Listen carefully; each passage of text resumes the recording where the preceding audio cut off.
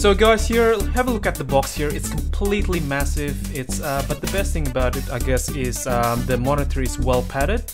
I mean, you have here the styrofoam protecting the sides, protecting the back, front, and everything else.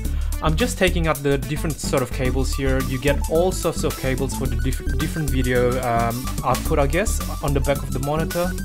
Now, you know, there is the base of the monitor here that I just pulled out of the box. Another styrofoam box, but again, it's all, everything is included. Okay, not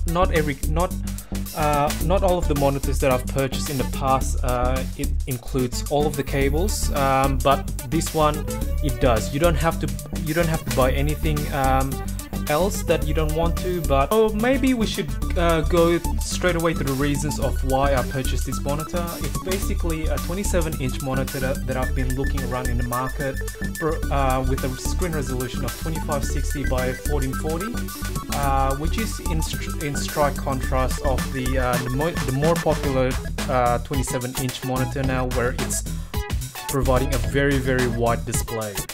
Okay, so now it has an LED backlit with the matte black finish, which I truly love, as opposed of the glossy finish. Now, I don't have a preference of the glossy finish, but I just find it annoying using it during the day or during the night. I mean, if I don't have any lights on, then it's okay. But my personal preference is the matte finish provides you with more flexibility of when using it, how to use it, and essentially what you use it for.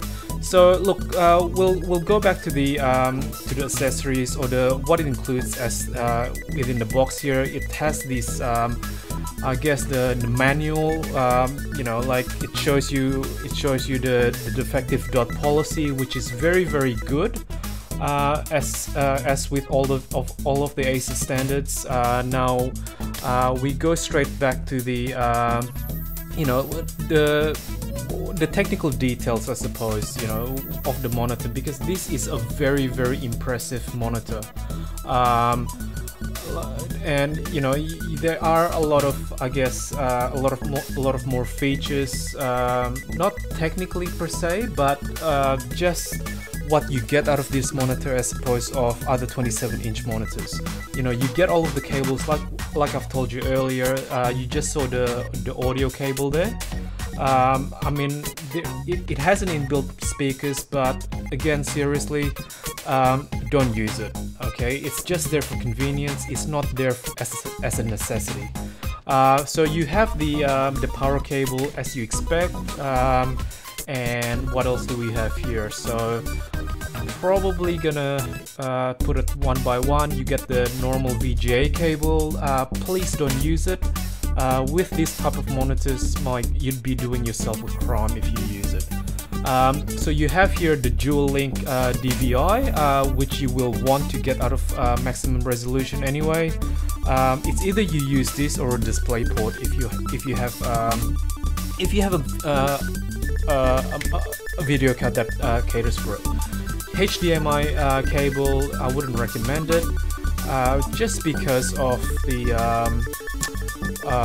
resolution that you're trying to get out of this monitor. Okay. So at the end of the day, no matter how you slice it and dice it, you will ultimately need to only use either the dual link or the display port to fully maximize the screen resolution in whatever you're doing on your computer. Now, one of the things that I love about this monitor, especially at this price bracket, is the stand. The stand itself, you know, as you may know at one time or another, it is height adjustable. You can pivot, but look, the best thing about this stand is you can actually swivel the stand from side to side. Not much, but by just enough margin to make it an extreme convenience for your use.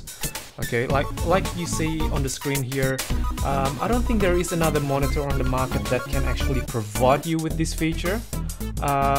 You know, without having to spend like a ridiculous amount of money, because at the end of the day, 2560 by 1440, you know, you need to at least spend maybe 400 or 450 bucks if you're lucky. Okay. For sure, I was looking at different manufacturers such as Samsung, Dell, LG, BenQ, but when you look at these different manufacturers, different models of what they're offering in the market today, it's actually not very competitive against the PB279. Not just because of the pricing point, but also from the features point of sight. Now, before we talk about the technical details of the monitor, we'll get back to the how easy it is to assemble this monitor. Well, you actually just need to insert the arm to the base and then screws it on. Very easy, and everyone can do it. Mind you that it is an extremely heavy monitor for if you compare it against your 24-inch LEDs or LCDs. Maybe not so much of the earlier LCDs, but anyway, there it is, the screw on, and then it's very secure. So also, you know, you can also test the swivel side.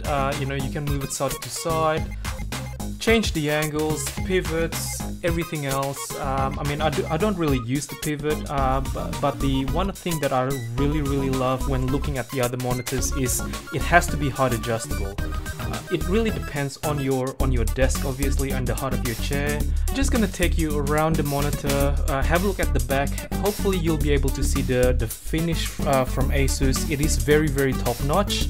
It doesn't feel like it's cheap plastic.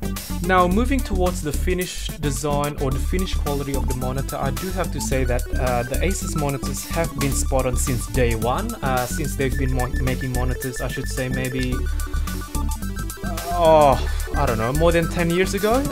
So it's, you know, they haven't skimped on the finish of this monitor.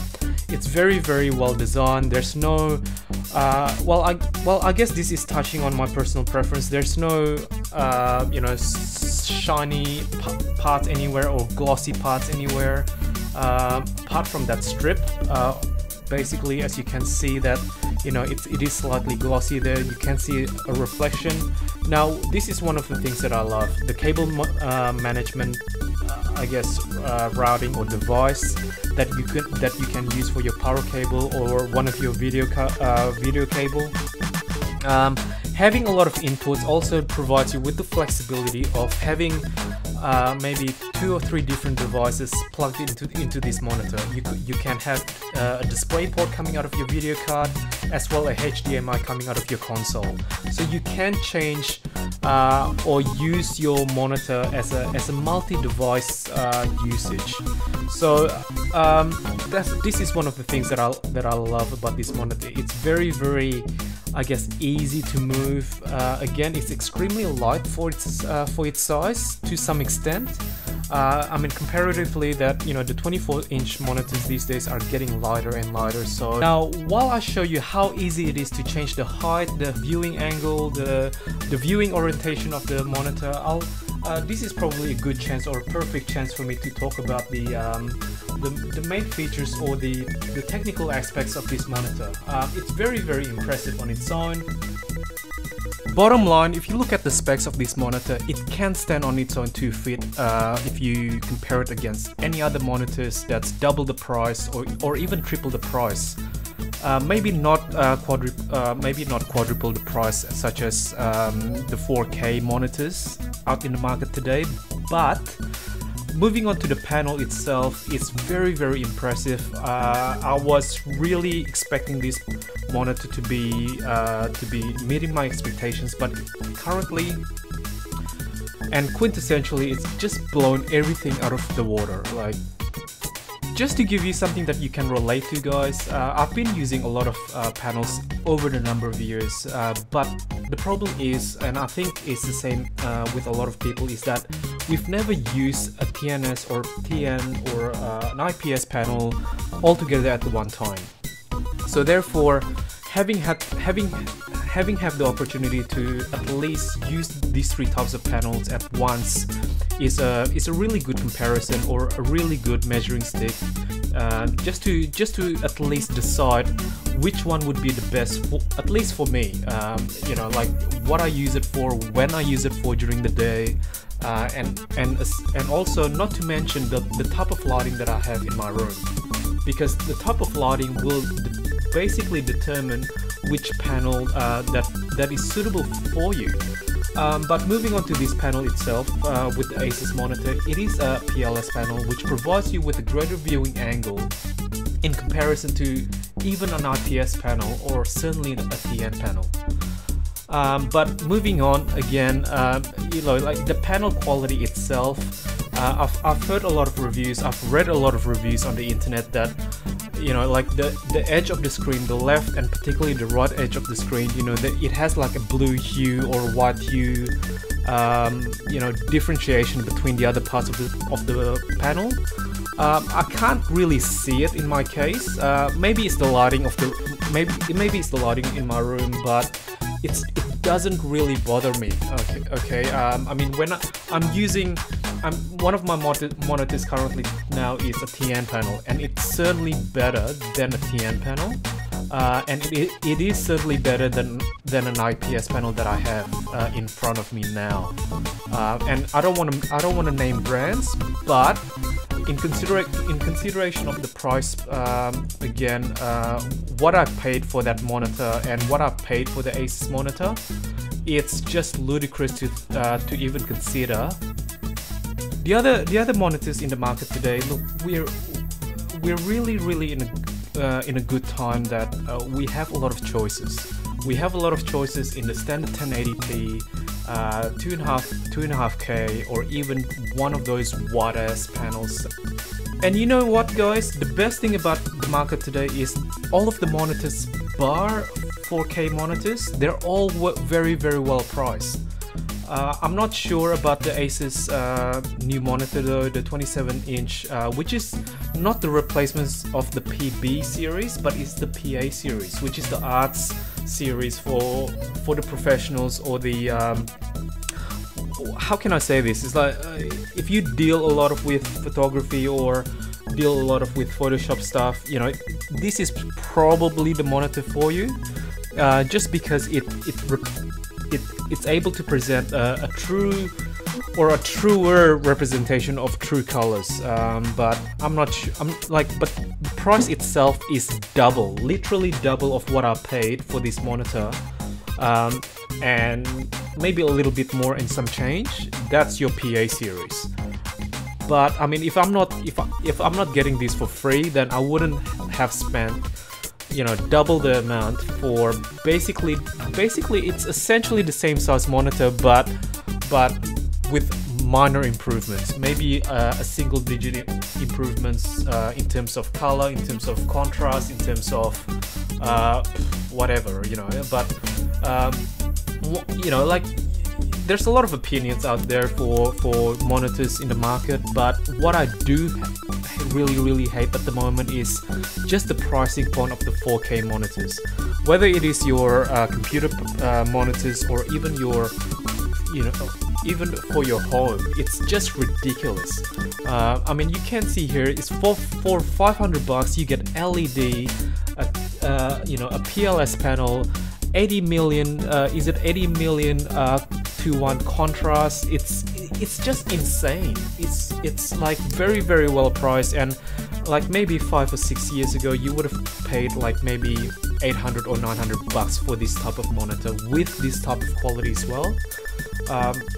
You know, Asus, it's probably one of those manufacturers that hasn't gone down in terms of quality and in relation of the price, because I mean, it's the market itself is a bit saturated, just because of the good quality monitors out there in the market. You know, you've got a lot of the Korean panels, cheap Korean panels that you can get from eBay, online retailers at a very well priced, and they're using like they're not really producing these panels, but they're using more like Samsung panels. You know, they're buying them in bulk, putting them all together, and then reselling them as a small brand or rebranding these type of monitors. What I'm going to do is I've just received delivery of the I think the Quinix 27-inch, same resolution as the Asus. I will do another review of that monitor, and what I'll also do at the end is put it side by side, play the same thing or displaying the same thing across the two monitors, so you can at least see the difference. I'm probably gonna use a dark lighting in this type of scenario, just because I want you to be able to see the difference, of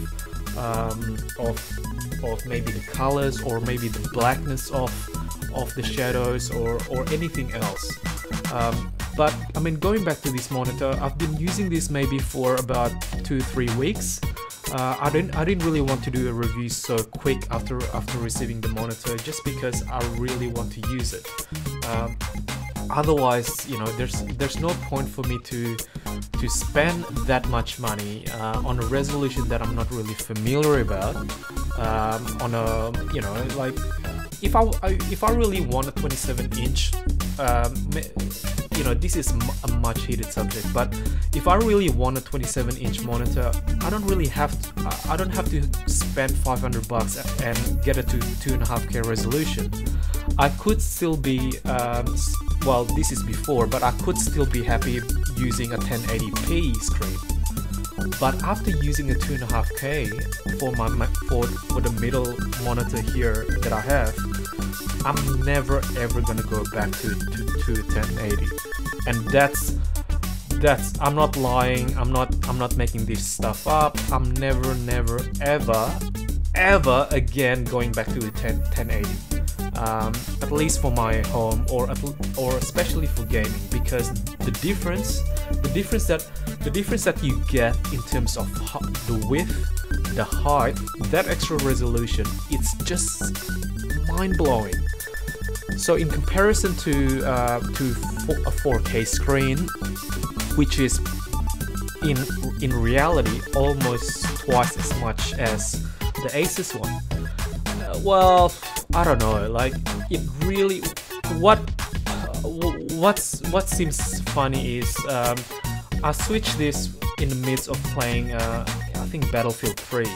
So playing Battlefield 3 or even set to say Warcraft from you know, in 1080p and then switching it to 2.5K, it's not an easy transition. You know, like, it's not as smooth as I'd like it to be, because it took me a good while to even be comfortable playing these games at a long period of time, because it seems strange. The extra resolution is nice, especially when you're doing word processing or doing any work that you do in your computer, or especially surfing the web. But if you have to if you expect that the transition is going to be smooth, if you're going to use it predominantly for games, you may be in for a surprise.